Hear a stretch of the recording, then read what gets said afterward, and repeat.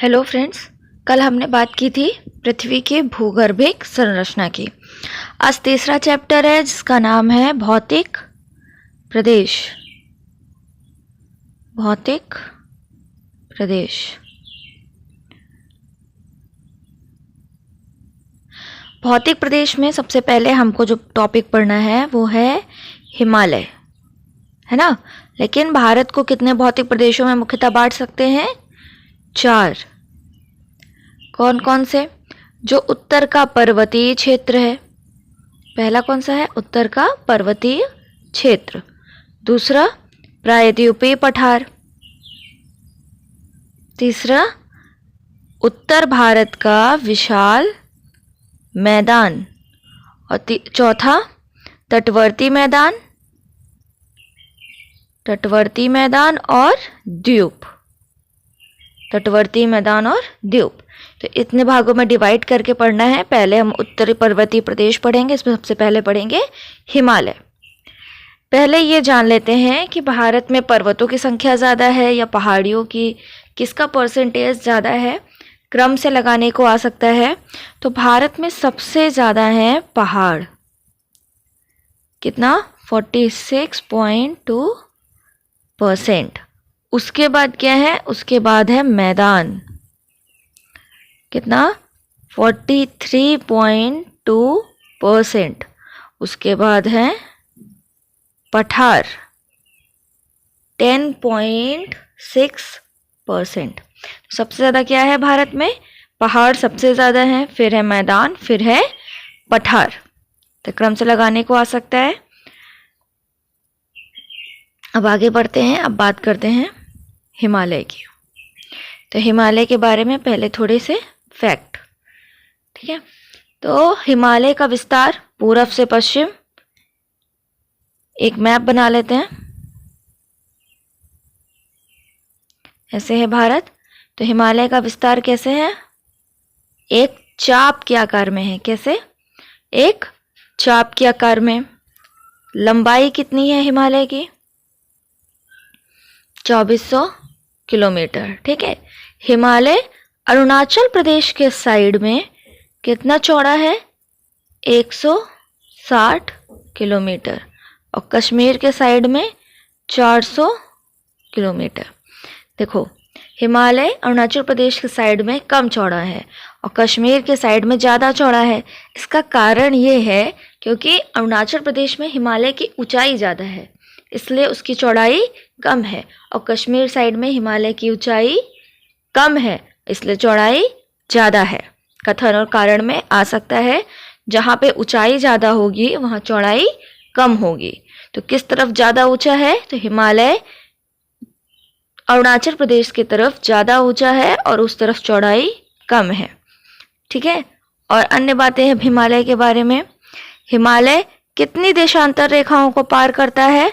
तो हिमालय 22 देशांतर रेखाओं को पार करता है। टोटल 22 देशांतर रेखाओं को।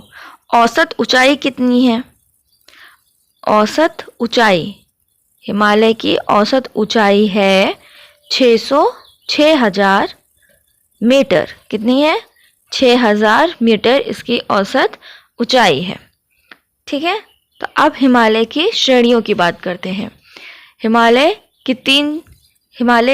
की 4 श्रेणियां हैं। 4 श्रेणियां कही जाती हैं, लेकिन ट्रांस हिमालय जो है वो हिमालय का पार्ट नहीं है, ठीक है। हिमालय, ट्रांस हिमालय। फिर कौन सी है? फिर है वृहद हिमालय। वृहद हिमालय। फिर है लघु हिमालय और आखिरी में है शिवालिक, ठीक है। तो ट्रांस हिमालय का निर्माण कब हुआ? पहले ये देख लेते हैं। ट्रांस हिमालय बना है कैम्ब्रियन युग में। कब? कैम्ब्रियन युग में। कल हमने पढ़ा था, तो आपको बताना है कि कैम्ब्रियन युग में किस किस चीज़ों का निर्माण हुआ, किन किन चट्टानों, किन किन पर्वत श्रेणियों का और निर्माण हुआ है। कल पढ़ा था, आप लोग को बताना है। तो ट्रांस हिमालय कैम्ब्रियन युग में बना है। वृहद हिमालय ओलिगो सेन युग में बना है। ठीक है, लघु हिमालय मायोसीन युग में बना है और शिवालिक प्लायोसीन में। सबसे नवीनतम शिवालिक है प्लायोसीन। ट्रांस हिमालय कैम्ब्रियन में बना, बृहद हिमालय ओलिगोसीन में बना, लघु हिमालय मायोसीन युग में बना और शिवालिक बना प्लायोसीन युग में। तो अब एक एक करके डिस्कस कर लेते हैं। पहले है trans Himalaya. Trans Himalaya, trans Himalaya में इसको अन्य किस किस नाम से बोला जाता है? तो इसको ट्रांस हिमालय को तिब्बती हिमालय या इसको टेथिस हिमालय भी कहते हैं, कि जहाँ हिमालय था वहाँ पे पहले टेथिस सागर था, इसलिए इसे टेथिस हिमालय भी कहते हैं। ठीक है, ट्रांस हिमालय की 3 श्रेणियां हैं। कितनी? 3 श्रेणियां। कौन कौन सी? काराकोरम,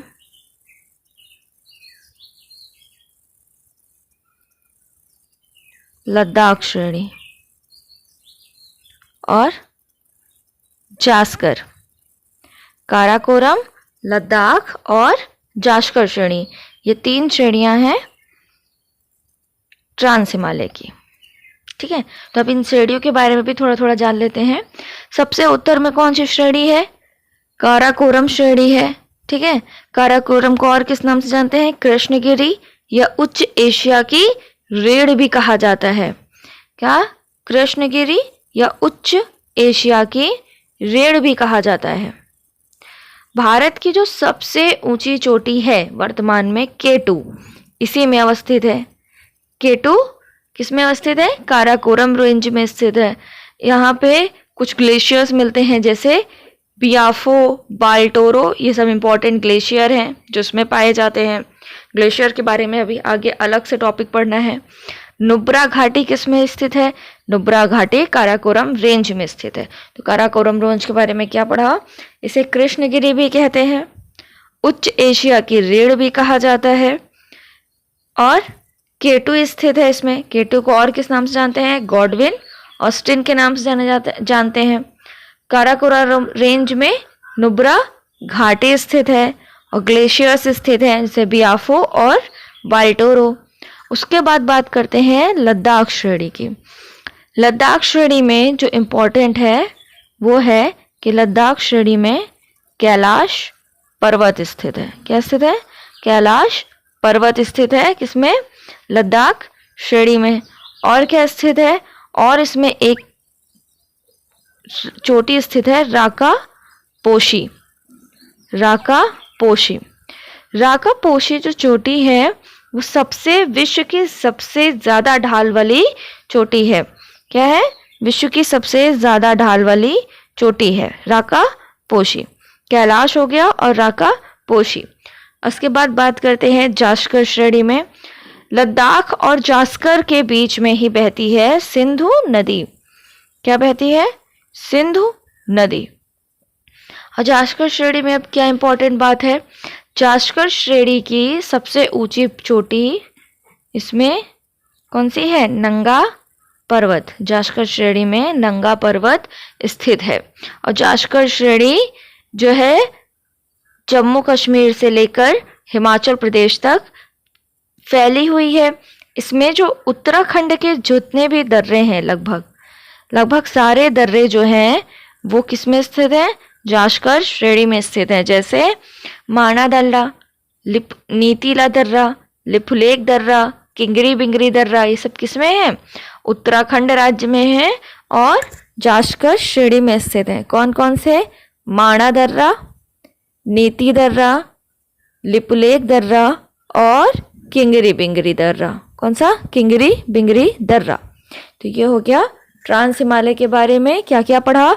ट्रांस हिमालय को तिब्बत हिमालय भी कहते हैं और टेथिस हिमालय भी कहते हैं। 3 श्रेणियां हैं, काराकोरम, लद्दाख, जास्कर। काराकोरम, लद्दाख और जास्कर। काराकोरम श्रेणी को कृष्णगिरी भी कहते हैं। इसमें सबसे ऊंची चोटी कौन सी है? K2 गॉडविन ऑस्टिन, भारत की सबसे ऊंची चोटी है। उसके बाद बात करी थी लद्दाख हिमालय की। लद्दाख हिमालय में कैलाश पर्वत स्थित है और आकापोशी सबसे विश्व की सबसे खड़ी ढाल वाली चोटी स्थित है। जास्कर श्रेणी में नंगा पर्वत स्थित है। उत्तराखंड के दर्रे स्थित है। कौन कौन से? माणा, नीति, लिपुलेख और किंगरी बिंगरी। अब आगे चलते हैं। ये हो गया ट्रांस हिमालय के बारे में। अब बात करते हैं वृहद हिमालय। वृहद हिमालय को अन्य किस नाम से जाना जाता है? वृहद हिमालय को कहा जाता है हिमाद्री। क्या कहा जाता है? हिमाद्री। और किस नाम से जाना जाता है? इसे सर्वोच्च हिमालय या फिर महान हिमालय या फिर एक और नाम जो बहुत इंपॉर्टेंट है, इसे आंतरिक हिमालय भी कहा जाता है। जब आंतरिक हिमालय पूछा जाएगा तो ऐसा लगेगा कि शिवालिक को कहते होंगे, लेकिन आंतरिक हिमालय किसको कहते हैं? वृहद हिमालय को कहा जाता है। ठीक है। अब वृहद हिमालय में क्या क्या इंपॉर्टेंट है? वृहद हिमालय ऐसे देख लेते हैं। अरुणाचल प्रदेश, लद्दाख से लेकर अरुणाचल प्रदेश तक फैला हुआ है। यहाँ पे एक पर्वत स्थित है, नंगा पर्वत। ठीक है, ऐसे फैला हुआ है। जो वृहद हिमालय है, जब वो तिब्बत में प्रवेश करता है तो उसको क्या कहते हैं? चोमो लुंगमा। तिब्बती भाषा में चोमो लुंगमा, जिसका अर्थ होता है पर्वतों की रानी या सागर माथा। ठीक है, पर्वतों की रानी या सागर माथा। कुछ इंपॉर्टेंट चोटियां देख लेते हैं वृहद हिमालय की। इसको ऐसे बांट लेते हैं। ठीक है,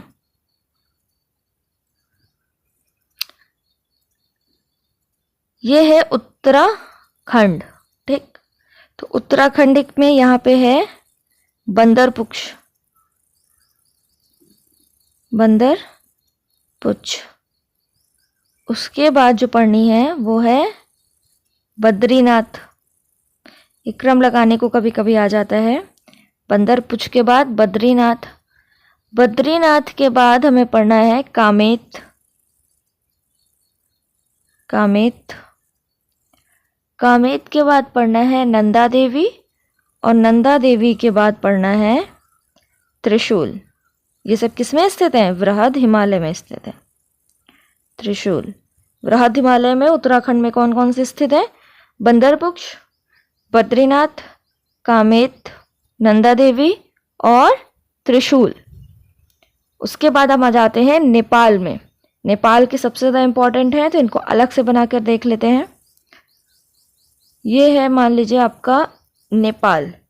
तो इसमें आप कौन कौन से स्थित है देख लेते हैं। सबसे पहले जो स्थित है, क्रम लगाने को आता है, सबसे ज़्यादा नेपाल का ही आता है।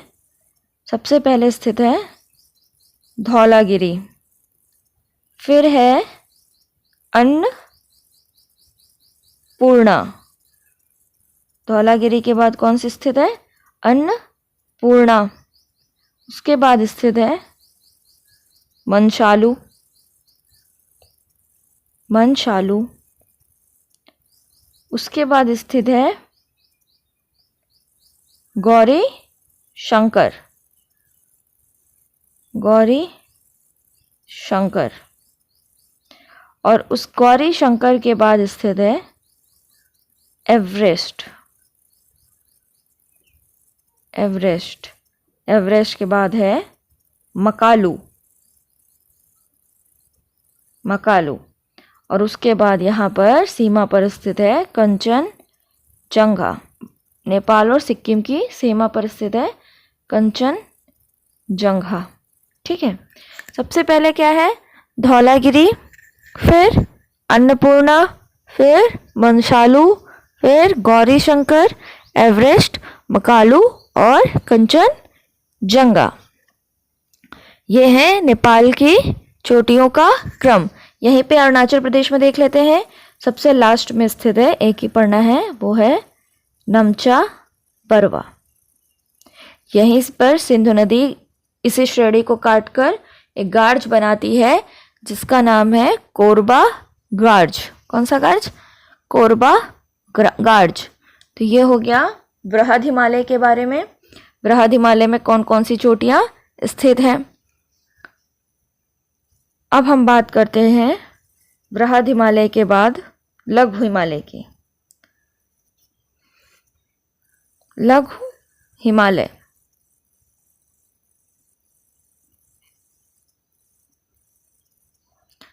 लघु हिमालय कटी फटी श्रेणियों में स्थित है ना। जो सबसे पहले श्रेणी है लघु हिमालय की वो है पीर पंजाल, जो कि जम्मू कश्मीर और हिमाचल प्रदेश राज्य में फैली हुई है। पीर पंजाल के बाद दूसरी श्रेणी है धौलागिरी, जो हिमाचल प्रदेश और उत्तराखंड राज्य में फैली हुई है। जो पीर पंजाल श्रेणी है उसमें दो इम्पोर्टेंट दर्रे स्थित हैं, एक पीर पंजाल दर्रा और एक बनिहाल दर्रा। बनिहाल दर्रा में जवाहर सुरंग स्थित है। दो दर्रे, पीर पंजाल दर्रा और बनिहाल दर्रा। बनिहाल दर्रे में जवाहर सुरंग स्थित है। ठीक है। और पीर पंजाल के बाद धौलागिरी। छोटे छोटे घास के मैदान पाए जाते हैं। यहाँ पे घास के मैदान पाए जाते हैं। इनको कहाँ पे क्या कहते हैं ये इम्पोर्टेंट है। कश्मीर में इनको कहते हैं मर्ग। क्या कहते हैं? मर्ग। जैसे एग्जाम्पल ले लीजिए, गुलमर्ग कहाँ स्थित है? कश्मीर में। उत्तराखंड में क्या कहते हैं? उत्तराखंड में कहते हैं बुग्याल। क्या कहते हैं? बुग्याल या पयार। बुग्याल या पयार। ठीक है। और उसके बाद और क्या कहते हैं? मध्यवर्ती भागों में इसको दून या दुआर कहते हैं। क्या कहते हैं? मध्यवर्ती भाग में दून और दुआर भी कहा जाता है। क्या क्या पढ़ा हमने? लघु हिमालय में कुछ श्रेणियाँ स्थित हैं, जैसे पीर पंजाल और धौलागिरी, जो कि इम्पोर्टेंट है।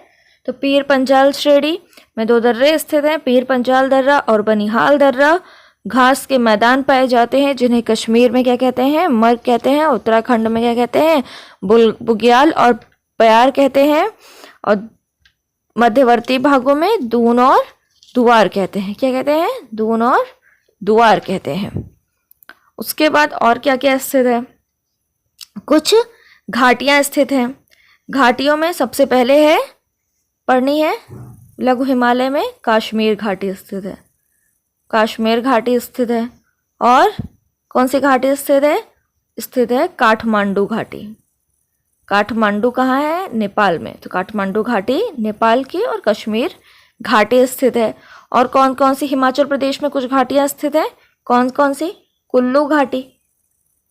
कुल्लू। दूसरे नंबर पे कांगड़ा घाटी स्थित है। कांगड़ा घाटी स्थित है। ठीक है। कुल्लू घाटी एक अनुप्रस्थ घाटी है। कुल्लू घाटी और कांगड़ा घाटी, कश्मीर घाटी और काठमांडू घाटी स्थित हैं। अब लास्ट में बात करते हैं शिवालिक हिमालय की।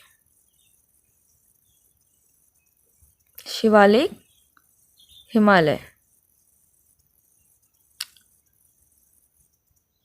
भारत सबसे दक्षिणतम है। हिमालय की जितनी भी श्रेणियां हैं उसमें सबसे दक्षिणतम है।